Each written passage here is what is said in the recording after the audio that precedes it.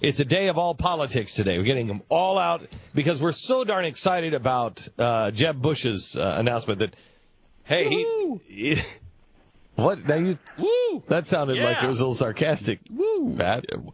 What? Yeah. Really? Yeah, you're not excited for the third Bush? Oh, my gosh. In the same number of decades? Excited? Yeah. That doesn't even begin to describe it, Glenn. I don't know who I'd vote for. I mean, him or Hillary. Right. Bush, Clinton. I've already made that decision. It's a tough one. Twice. It's a tough one. I hate to do it again, but here we go. We have Dan Bongino. Dan is a former Secret Service guy.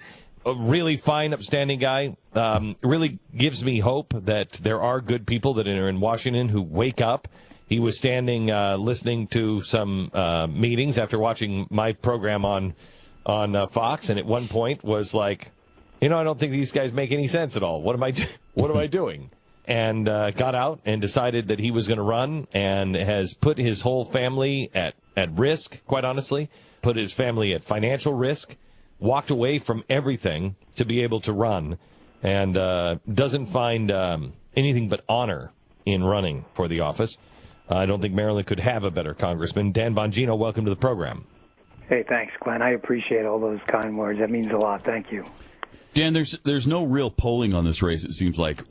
Where do you stand? What kind of sense do you have? Do you have any internal polling, or where are you right now? We did, and I'm almost afraid to tell you because we had $6,000 worth of our signs stolen last weekend, and my opponent dumped about $250,000 in negative ads on my head. I'm pretty sure he has the same numbers we do, but one poll had us up by 6. So why no one's paying attention to this race except for the Blaze family and a couple of other talk radio hosts out there with an audience is beyond me. It's not even that far of a Democratic-leaning district. It's just a slight tilt. Who else is paying attention to it? What other hosts? Well, Sean, who's obviously a friend of yours. Mark Levin's been good to me as well. We even had Rush gave us a little bit of a shout out about a year ago when I spoke out about Benghazi. But outside of that, Glenn, I mean, listen, I've known you for a long time before I decided to run for office. I'm probably here because of a passionate appeal you gave on your old Fox News program one time that made me go look at Road to Serfdom again and read through it. That's probably the reason I would say I'm doing this. So what was it? Tell the audience the pivot point. What was it? Well, you were given this argument, and the gist of it was that, this is going to require some sacrifice, folks. Obviously I'm not quoting you directly. I have it on TiVo upstairs, the actual episode, so I'm hoping, I can take the actual box with me when I leave. But it's an older one. And the gist of what you were saying was, what did you think this was going to be easy? Listen, folks, the fights we're undergoing now are not the fights we were, having even 100 years ago. These are now fights against people who are saying things like, businesses don't create jobs, you didn't build that. I mean, this is a far different fight than arguing over a 19 or 20% tax rate. But the sacrifice theme you had made me ask myself, well, what in Hades am I doing here? I'm just throwing the Nerf football at the screen, collecting a government paycheck as a Secret Service agent. There's a ton to do and not talk. So you're a fair tax guy. Can you tell me why fair tax? I'm a flat tax guy. I don't understand the fair tax thing. I've got issues with both. The fair tax has some issues as well. It's a consumption tax. The reason I like it is because of the incentives or disincentives.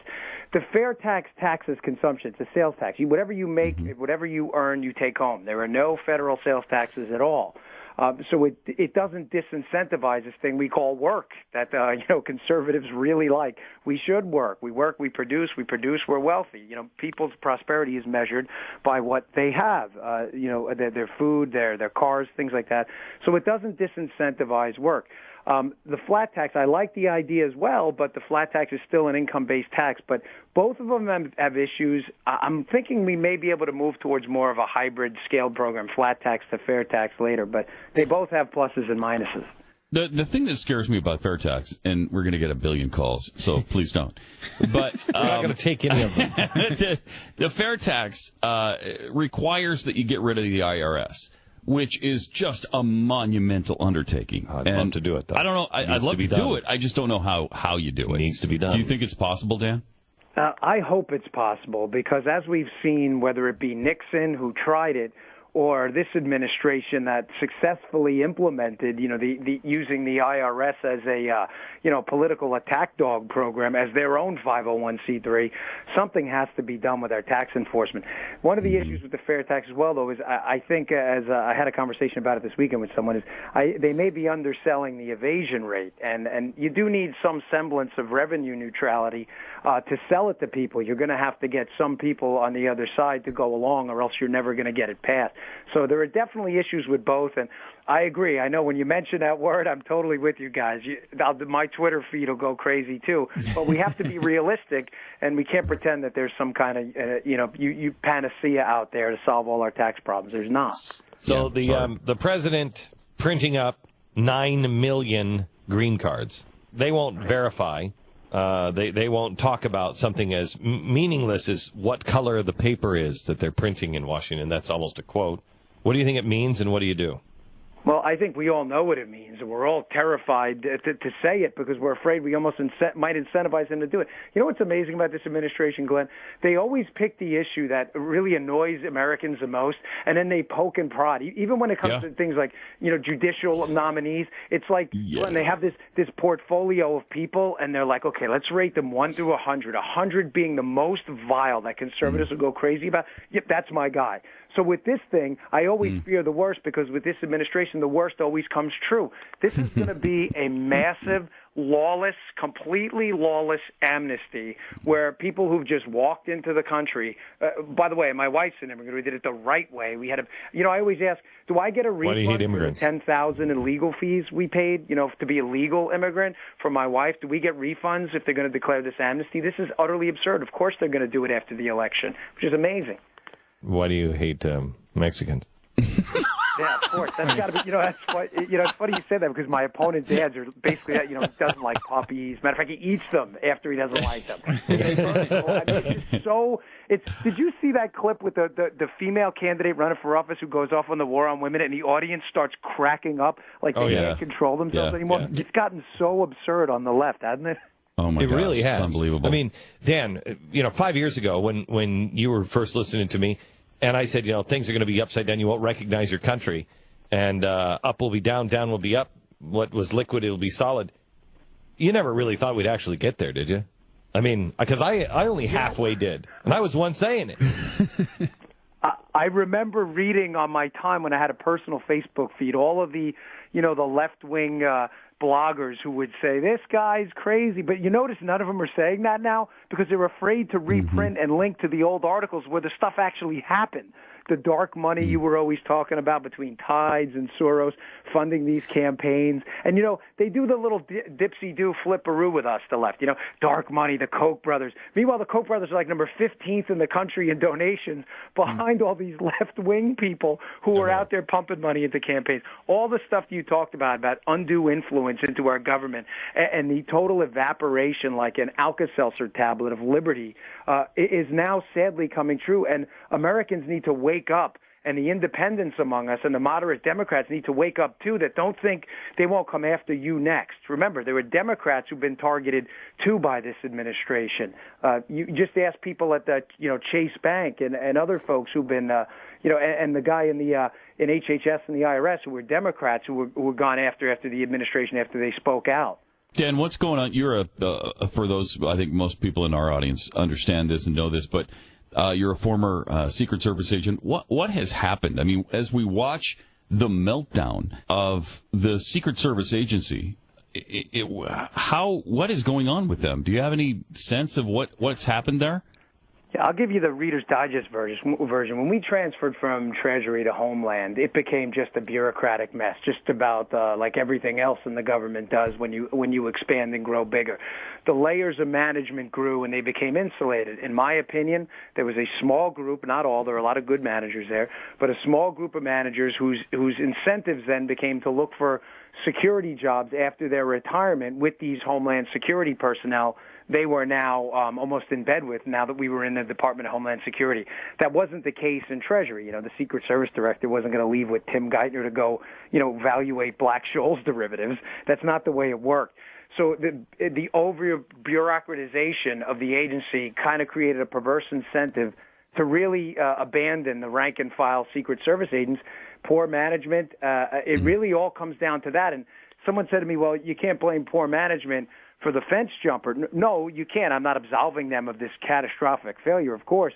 But there were people there on the front lawn of the White House that had 6 months on the job because the uniform division can't retain anyone because they're led by really terrible managers. So, you have that does have something to do with it. You can't view it in a vacuum.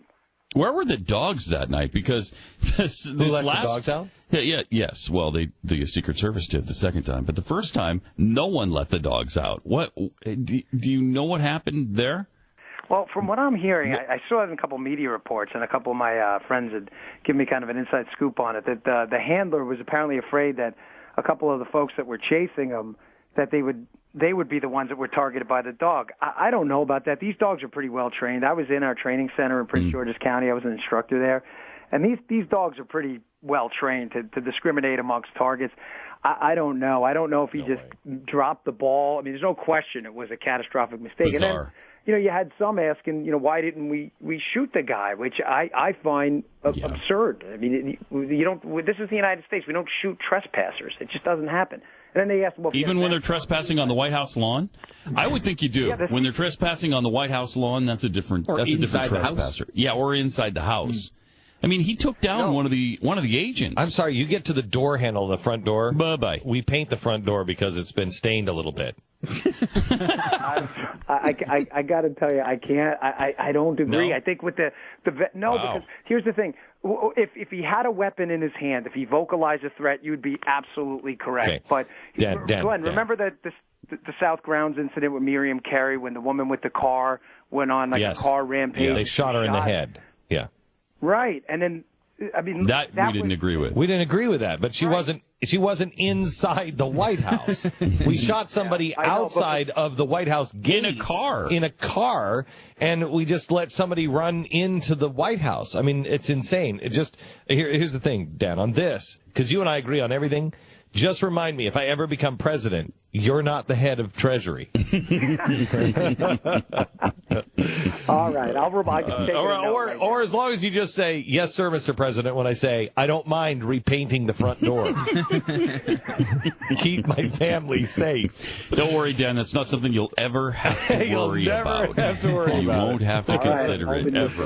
All right, Dan, best of luck to you, and we're really counting on you to do great things when you get to Washington. We're just really excited for you, and I can't endorse you any higher than I have. In fact, I never endorse candidates.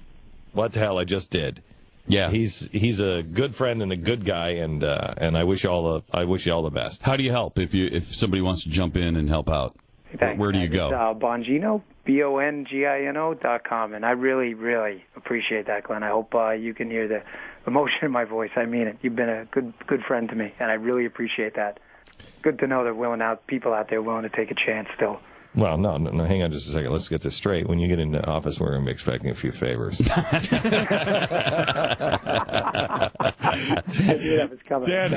God bless you, man. Thank you. God bless you. Take care. You bet. Sponsor this half hour. Oh, what kind of free stuff can we get out of him? Yeah. Oh, man. Oh, we're going to get all sorts of favors. Yeah, we're going to get from a Maryland congressman. We're going to get Secret Service T-shirts. It's going to be great.